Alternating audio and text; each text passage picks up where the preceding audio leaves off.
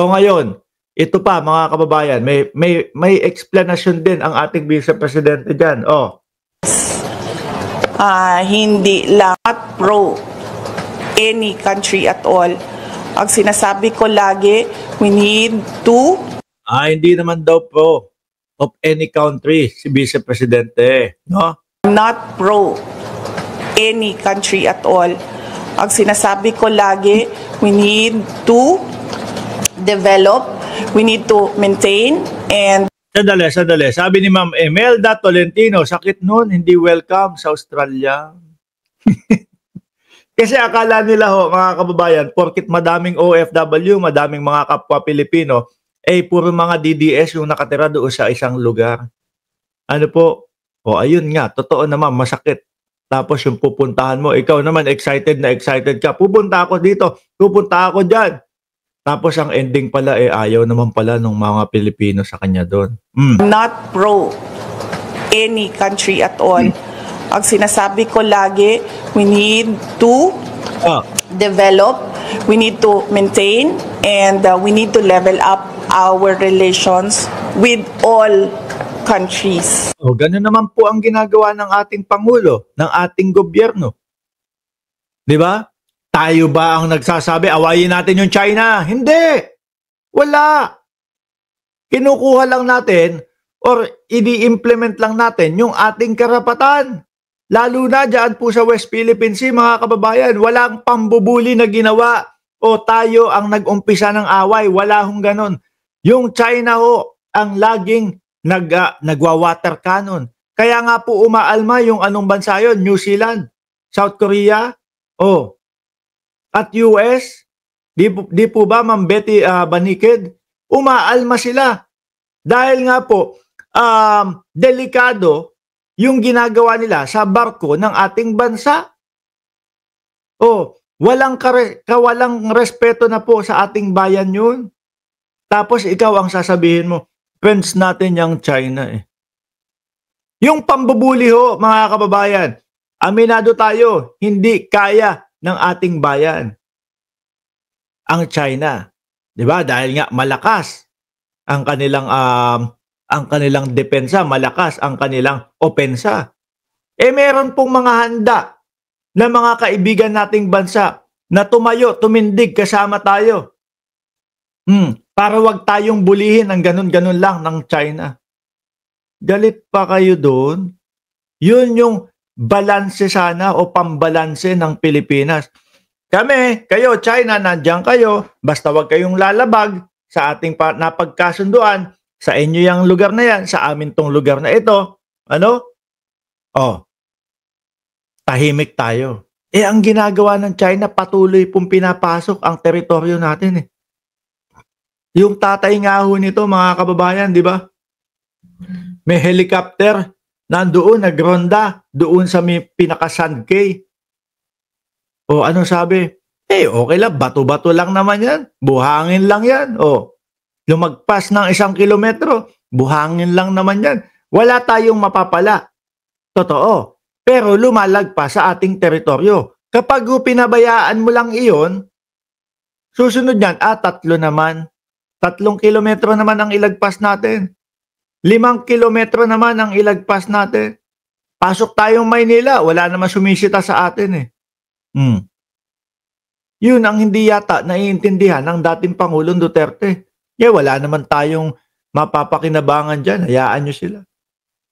Pero pag yung mga yan, lalo na komunista, abuso yung mga yan. Papasukin na papasukin. Ano ho na pala nila? Di ba? Ngayong kailangan na nila, sila na ang may kailangan kay Xi Jinping, wala, tablado, uwi. Ayun, sinalubong ni Torre. Hindi lang sa China. Pero kung nakikita ninyo sa ngayon, nakikita nyo na we have problems, we have issues, we have challenges with our relationship with China, particularly with our... Dahil sila ang gumagawa ng gulo. Di ba? Sila ang nag-uumpisa ng gulo. Sabi ni Haram, mapinuk, Takot na rin naman ang China ngayon mula noong nag-leakage ang intel report ng Russia na nagsasabing China daw ang tunay nilang kalaban sa huli, kaya mag-ingat daw ang China. Diba? Issues and the implementation of the arbitral award in the West Philippine Sea. Bakit ka kikiling sa isang superpower na kalaban nung may problema ka? Kasi gumagawa sila ng problema at itong mga ito handa na tumayo at tumindig kasama natin para ipaglaban yung ating karapatan. Lalong-lalo na yung arbitral ruling mga kababayan, ng UNCLOS. Ano ang problema ng ating Vice Presidente? Hanggang ngayon yung mga sinasabi ng ating Vice Presidente, mararamdaman mo na pro-China talaga sila. Hanggang ngayon mga kababayan. Diba? Yung missile, pag-question doon sa missile, ang gagamitin? Yung mga missile na yan, siguro baka doon sa pambubuli ng China sa Pilipinas. Di ba? Sabi ni Ma'am Betty Banikid, ganyan yung China gusto sakupin, dito nga sa Taiwan, gusto din sakupin. Correct. Nananahimik na yung mga taga-Taiwan. Ako ito sariling ano ko lang to, analisasyon ko Ako naniniwala kung hindi ginawa ni Trump yung 145% ng taripa sa China, nakapokus pa din ang China diyan sa Taiwan. Ngayon problemado sila dahil nga doon sa taripa. Nayanig sila. Di ba? Nakita nyo nagsasaraduhan na po yung mga kumpanya doon sa China. Yung mga kaalyado ni Xi Jinping nagagalit na din sa kanya. Kumaga, may problema tayo sa China. So bakit tayo kampi sa US? Kasi nga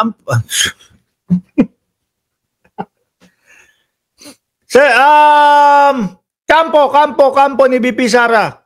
Yung mga wala bang spokesperson?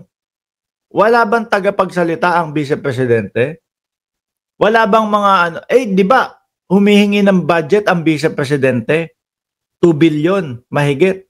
100 milyon mga kababayan, para doon sa mga advisor. Ano ginagawa ng mga advisor? Bakit hinahayaan nyo na malito na ganito ang mga sabihin ng Vice Presidente? Ulitin natin para maintindihan may problema tayo sa China. Kumaga, may problema tayo sa China. So bakit tayo kampi sa US? May problema tayo sa China, bakit tayo kampi sa US? Kasi gumagawa ng problema ang China. Ang bully ay ang China. Binubuli tayo. Lahat ng karapatan natin inaagaw ng China. Ngayon, eto, alay natin. Diba? Estados Unidos, kaibigan natin. Matagal na nating kaibigan. Sabi nga po ni Ma'am Imelda Tolentino, allies tayo ng Amerika 100 years ago pa.